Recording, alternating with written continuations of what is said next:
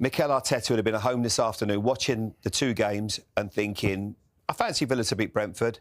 They didn't. And he'd probably see the second half thinking 2-0, this could be 5-0. He'd be opening a nice bottle of Rioja tonight because this is it. I think this is a title done now for Arsenal. And I think they could go on and win it by 8-10 points. I'd be amazed if they don't. They've got the players. They've been getting their own way lately. I think they've been getting a little bit anxious. The crowd, the connection between the two of them.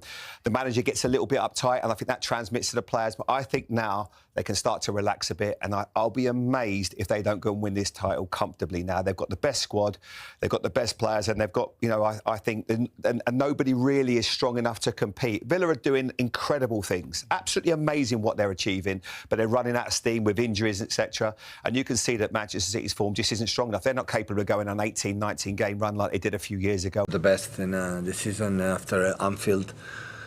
For our experience, when it's important emotional games like Anfield, the Champions League, the next one always is tricky. We're lucky it was a home and away, and we know the experience what happened in our first leg there when we suffered incredible in the second half because they are.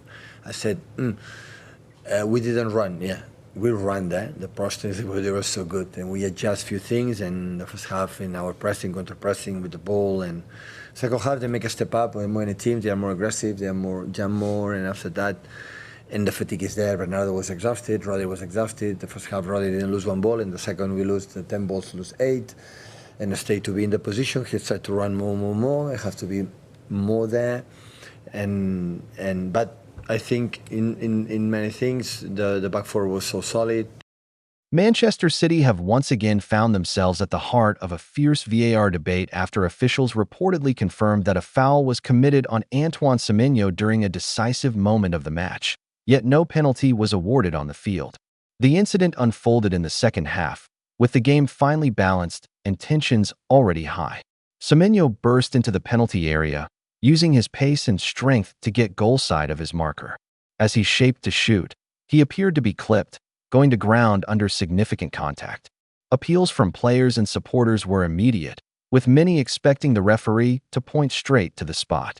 However, play was waved on.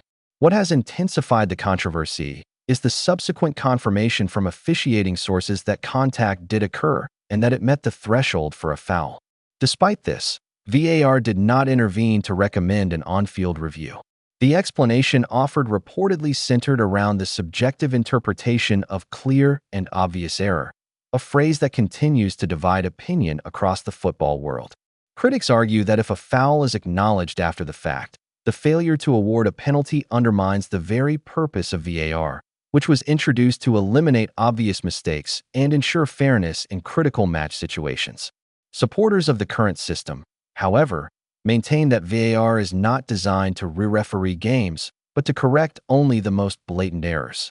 For Manchester City, the incident adds to a growing list of controversial calls involving the club this season.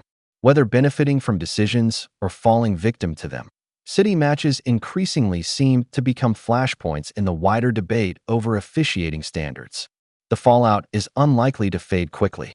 Pundits have already called for greater transparency, including the release of VAR audio to clarify how such decisions are reached. Meanwhile, fans are left asking the same question.